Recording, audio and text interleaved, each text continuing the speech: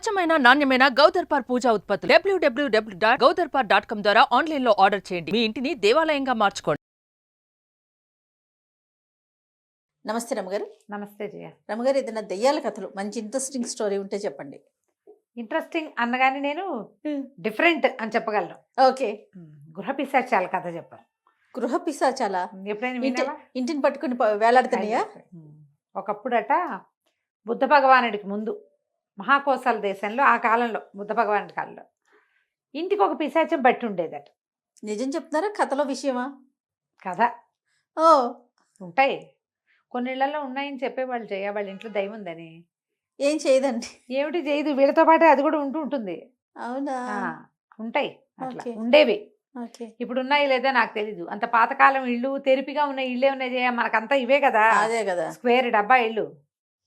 బోర్లు ఇచ్చిన కిరసనాయిల డబ్బా లేదా నిలబెట్టిన కిరసనాయిల డబ్బాలే మన ఇల్లు. అంతే, మన కరెక్ట్ ఇంట్లో ఆటకలు, సరంబీలు అవి ఏవి ఇప్పుడు? అవును అవును ఏమీ లేవు, అంతా ఓపెన్ కదా. అవును. పాతకాల ఇళ్ళు వేరు, కట్టడాల పద్ధతులే వేరు.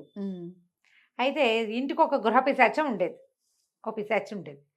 అప్పుడు ప్రజలు మూఢులుగా ఉండేవాళ్ళట. ఈ ఇల్లు పట్టి వేళ్లాడే పిశాచాలని గృహదేవతలుగా భావించి వాటిని పూజించేవాళ్ళట. ఓ, ప్రతి నెల అమావాస్యకి వాటికి బలులు సమర్పించేవాళ్ళు. ఆ, మా గృహదేవతగా అనుకునేవాళ్ళు అనమాట. అదేదో హెల్ప్ చేసేదేమో ఓకే. మరి, హెల్ప్ చేసేది. దాని ఏదైనా చెడు జరిగితే దాని కోపం వచ్చిందని భావించి ఏదో బలి ఇచ్చేవాళ్ళు. ఓకే. వీళ్ళేవో బలి పెడుతున్నారు కదా అని అది ఊరుకునేది. అలా జరిగేవట. ఇది సరదా కథే సుమి. అక్కడి నుంచి ఏమైందట, ఆ ప్రాంతంలో, ఈ మహాకోశల దేశంలో అపర్ణుడని ఒక క్షత్రియుడు ఒక ఆయన ఉండేవాడు. ఓకే. మంచి గుర్రాలు, సరదా గుర్రాలు ఉండేవి బాగా. మంచి అశ్వశాల బ్రహ్మాండంగా ఉండేది. వాళ్ళ ఇంట్లో ఉండే గృహ పిశాచానికి గుర్రాల పని చూడడం అంటే ఇష్టం. అదే గుర్రాలకి నీళ్లు పెట్టేది, గడ్డి మేత అన్నీ వేసేది, మాలిష్ చేసేది. పిశాచాలని రోజు చూడటం అలవాటై ఆ గుర్రాలు కూడా సకిలిచ్చేవి కాదు. మామూలుగా మనకేం చెప్పుకుంటారంటే, జంతువులకి ఇట్లా గాల్లో మనుషులకి నేకడేకి కనపడనివి ఏమైనా కనిపిస్తే జంతువుకు పసిగడుతుంది. కుక్కలు అరుస్తాయి, ఎడ్లు అవి బుసలు కొడతాయి, అలా చెప్తారు. ఎద్దు బుస కట్టింది, ఘాట్లో ఎద్దు బుస కొట్టింది అంటారు. అదేంటంటే వాటికి కనపడతాయి. ఈ కనిపించినా కూడా చిన్నప్పటి నుంచి తమని అది చూడటం వల్ల గుర్రాలు ఏమనేవి కాదు. ఈ గుర్రాల శాలలో ఒక నల్ల గుర్రం ఉండేదట. అదంటే భలే ఇష్టంట ఈ పిశాచానికి. అందుకని ఏం చేసేట, దానికి ఎక్స్ట్రా గడ్డి, దానికి ఎక్స్ట్రా దాణా, దాని మాలిష్ నున్నగా, దాని ప్లేస్ ఎప్పుడు క్లీన్గా అలా చేసి పెట్టేది. ఓకే. అయితే ఒకనాడు ఈ అపర్ణుడు శాలలోకి వచ్చి, కాసా కుర్రాడు ఒకడు ఉండేవాడు. కాసావాడంటే ఈ గుర్రాల పని చేసే వాళ్ళని కాసావాళ్ళు అంటారు. ఈ కాసా పదం మీరు ఎక్కడైనా విన్నా వినకపోయినా విశ్వనాథ సత్యనారాయణ గారి 1000 పడగల్లో కాసావాడు పేరు కనపడుతుంది. అది ఏమైనా జాతో వృత్తో నాకు తెలియదు జయ, కానీ ఈ పేరు పురాతన పుస్తకాల్లో ఉంది. 1000 పడగల్లో అక్షరాలా కనపడుతుంది. కాసావాళ్ళు గుర్రాలు, ఆ గొడ్ల పని చేసేవాళ్ళు అనమాట. ఈ కాసా కుర్రాన్ని ఆయన గట్టిగా కేకలేసట, ఏరా ఏమిట్రా ఈ గుర్రానికి ఏమి దానికే ఎక్కువ చేస్తున్నావు, మిగిలిన గుర్రాలను వదిలిపెట్టేస్తున్నావు అంటే, వాడన్నట్ట, బాబు నాదేం లేదు బాబు, గృహదేవతే చూసుకుంటుంది నల్లగుర్రాన్ని. నల్లగుర్రపు సేవంతా గృహదేవతేనండి. నేను ఊరికే తీసుకొచ్చి లోపల కట్టేస్తున్నాను, అంతకంటే ఏం చేయటం లేదండి. సేవంతా నల్ల దేవతే చేస్తుందండి అన్నాడు. ఓ 10 రోజులు గడిచాక ఓ రోజు ఈయన ఎందులోకి వచ్చాడు, పశువుల శాలలోకి వస్తే, ఆ గుర్రాల శాలలోకి వస్తే, ఈయన నల్లగుర్రం దగ్గర ఇంత గడ్డి ఉంది వేసిందిట. ఈయన ఏం చేసేట, ఏమిటి ఇంత గడ్డి మేటు ఉంది దీని దగ్గర అని ఇటా కొంచెం మేటు సగం తీసి, అంతెందుకు దానికి, అదే కదా, మిగిలిన వాటి బీట్లలో వేయిపోయాడు. ఆ గాళ్ళు ఉంటాయి కదా, ఆ ఘాట్లో వేయిపోయేసరికి చచ్చి కోపం వచ్చేట, చాచి కొట్టించ మెడ మీద బొక్క బొరల పడ్డాడు ఆయన. అంటే గడ్డి తీయద్దని చెప్తోంది అని అర్థం చేసుకుని గృహపిశాచి కోపం వచ్చిందని ఊరుకున్నాడు. భలే కొట్టింది.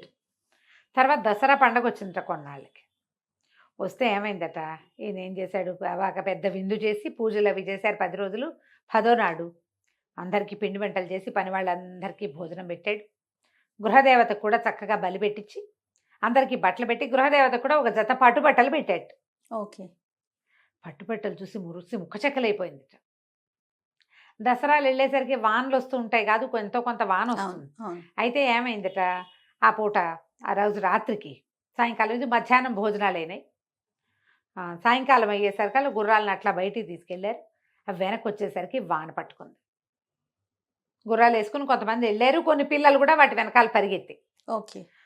తిరిగి వచ్చేసారు. తిరిగి వచ్చాక ఎవరి దారిని వాళ్ళు దిగేశారు. దిగేసి పని వాళ్ళు ఎవరి దారిని వాళ్ళు సర్దుకుంటారు. వాటిని ఘాట్లో కట్టేసే పని ఎవరిది? పిశాచంది. అంతేగా. ఈయనేమో ఇది తలా ఒళ్ళు తడిసిపోయింది, పరిగెత్తుకుంటూ వెళ్ళి ఆ ఘాట్లో కట్టేయండి, వాటిని కట్టేయి అని కేకేసి ఇంట్లోకి వెళ్ళిపోయాడు. ఆయన తలకాయ దుడుచుకుని బట్టలు మార్చుకుని కాస్త తలక పొగ వేసుకుని వాకిట్లోకి వచ్చేసారు కల్లా గుర్రాలన్నీ బయట నుంచున్నాయట. పండగ కదా, గుర్రాలందరికీ సెలవు ఇచ్చేశారు. అందరూ గుర్రాలు దిగేసి వెళ్ళిపోయారు. గృహదేవత ఉంది కదా ఇక్కడ పని చేయటానికి. గుర్రాలు చలికి వణుకుతున్నాయట తడిసిపోయి. తగ్గి కేక పెట్టాడు. ఏమిటి గుర్రాలను ఘాట్లో కట్టి అంటే, ఆ కడతానులే ఉండు, బట్టలు తడిసిపోతాయి అని చెప్పిందట. పట్టుబట్టలు కట్టుకుని పిశాచము బయట నుంచి చాలా బయట నుంచి వానందం తిలకిస్తోంది. ఓహో. అంటే అంతకుముందు గుర్రం ఇంపార్టెంట్, గుర్రం కంటే పట్టుబట్టలు ఇంపార్టెంట్. పిశాచాలకు బట్టలు అవసరం ఉంటాయా? కానీ అది మాత్రం బట్టలు కట్టుకుందిట. ఇది ఒక కథ చెప్తారు, ఎంత సరదాగా ఉంటాయో. రెండో కథ చెప్తారు ఇందులో, మొత్తం 3 కథలు. ఇంకో చోట ఒక ఇద్దరు అన్నదమ్ములు ఉండేవాళ్ళ, పక్క పక్క పొలాలు. అన్నకి బాగా పండేది, తమ్ముడికి తక్కువ పండేది. అన్న పొలం ఎందుకు పండేదో తెలియదు. ఓకే. అయితే ఒకరోజు రాత్రిపూట కాపలాగి అన్నగారు వస్తే, ఒక చిన్న పొట్టిగా ఉన్నవాడు ఒక కంకి ఇట్లా భుజాన్ని వేసుకుని వస్తున్నట్ట, వడ్ల కంకి. ఇది నవ్వొచ్చింది. వాడు ఎట్లా ఉన్నాడు? సన్నగా ఈన పుల్లల్లే ఉండి ఇంతే ఉన్నాడు, మనిషి కనపడుతున్నాడు, కంకులు మోసుకొస్తున్నాడు. ఏరా బుడతా, నువ్వెక్కడ మోస్తావురా దాన్ని, అంత బరువు మోయగలవా నువ్వు అన్నాడు. అనగానే బుడత సర్రమని చూసాట పైకి. చూసాడా, కంకి పడేసాడు. దీని మోత నేను నీకు మోసుకొచ్చేది ఏమిటో నీకు తెలిస్తే ఈ మాట మాట్లాడవు నువ్వు అని చెప్పాడు. ఆ కంకి అక్కడ వారేసి ఎక్కడికో పోయాడు. అక్కడి నుంచి ఎప్పుడు అన్నయ్యకి ఎక్కువ పండేది కాదు. వాడెవడు? వీడి పిశాచి. ఓహో. ఈ అన్నగారి పిశాచి. వాడు అన్నగారి మీద ప్రేమతోటి, అంటే తనకి బలి పెడతాడు కాబట్టి చిట్టి ప్రాణం, వాడి చిన్న పర్సనాలిటీ. తమ్ముడు కంకుల్లో నుంచి రోజు రాత్రిపూట ఒకటి ఒకటి ఒకటి ఒకటి మోసుకొచ్చి ఇక్కడ వేసేవాడు. అందుకే అన్నయ్యకి ఎక్కువ పండేది. ఎప్పుడైతే ఎరా బుడత అనగానే ఒళ్ళు మండిపోయింది. బుడత అయితే మాత్రం బుడత అంటే కోపం రాదు. అదే కదా. పొట్టి వాళ్ళకి నువ్వు పొట్టి అంటే కోపం వస్తుంది, సహజంగా వస్తుందా. ఆ తర్వాత మళ్ళీ పండలేదట అన్నయ్యకి ఎక్స్ట్రా. ఓహో. మామూలుగానే ఉండేది. వాళ్ళు ఎంత పండించారో అంతే. తమ్ముడికి మాత్రం ఎక్కువ పండినట్టు కనపడేది అన్నయ్య కంటే. ఎందుకంటే యాక్చువల్ అసలు పంట ఎవరిది? తమ్ముడిదే. ఆ బుడత పిశాచే ఆ మోసుకొస్తూ ఉండేది. ఓకే. వీళ్ళ పక్కన ఇంకొకళ్ళు ఉండేవాళ్ళు, ఇద్దరు అన్నదమ్ములు. ఎంత బాగా పంటలు పండేవో. ఒకళ్ళకేమో గడ్డి ఎక్కువ వచ్చేది, ఒకళ్ళకి ధాన్యం ఎక్కువ వచ్చేదట. ఆ అన్నయ్యకో పిశాచం, తమ్ముడికో పిశాచం ఉండేవిట అక్కడ. ఓ పిశాచేమో ధాన్యం దొంగిలిచ్చేది, రెండో పిశాచేమో గడ్డి దొంగిలిచ్చేది. వీళ్ళ గడ్డి అది పట్టుకుపోయేది, వాళ్ళ ధాన్యం ఇది పట్టుకొచ్చేది. ఓ రోజు ఎప్పుడో సడన్ గా ఈ 2 పిశాచాలు 2 దొంగతనాలు బయటపడిపోయినాయి. ఎదురు బదురు అయ్యేసరికి పిచ్చిగా కొట్టేసుకుని మొత్తం చేనంతా తొక్కి పారేసినాయి అవి. అయ్యయ్యో. అటు గడ్డి లేదు, ఇటు ధాన్యము లేదు. ఓకే.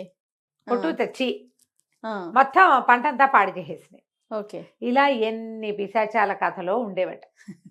ఈ బుద్ధుడు వచ్చాక పిశాచాలు పారిపోయినాయి. ఆయన చేయించిన ఎన్నో రకాల వైద్యాలతోటి భూత నివృత్తి అయ్యేదట. ఓహో. మొత్తం భూతాలన్నీ పోయినాయి, ఏమీ లేవు. కొన్నిటికి విముక్తి లభించింది. ఓకే. భూతాలు ఎందుకుంటాయి? వాటికి పై లోకానికి వెళ్ళేందుకు దారిలోకి ఇక్కడ వేళ్లాడుతూ ఉంటాయి. వాటికి ముక్తి లభించేసింది బుద్ధుడు వచ్చాక. కొన్ని వెళ్ళిపోయినాయి, ఇక దేవతలుగా ఉండటానికి ఇష్టం లేక ప్రజలకు తెలియక బలులు పెడుతూనే ఉండేవాళ్ళ. మాకు ఇంటి నిండా కాకులు వస్తున్నాయి, ఎలకలు వస్తున్నాయి, గృహదేవత నువ్వు మమ్మల్ని రక్షించు అని బలి పెట్టేవాళ్ళు. బలి పుచ్చుకునేది కాదు, రక్షించేది కాదు. అది చాలా కాలం పెట్టి తర్వాత బలులు పెట్టడం మానేశారు. ఓకే. మామూలుగా మీకు ఇప్పుడు తెలియదు మనకి.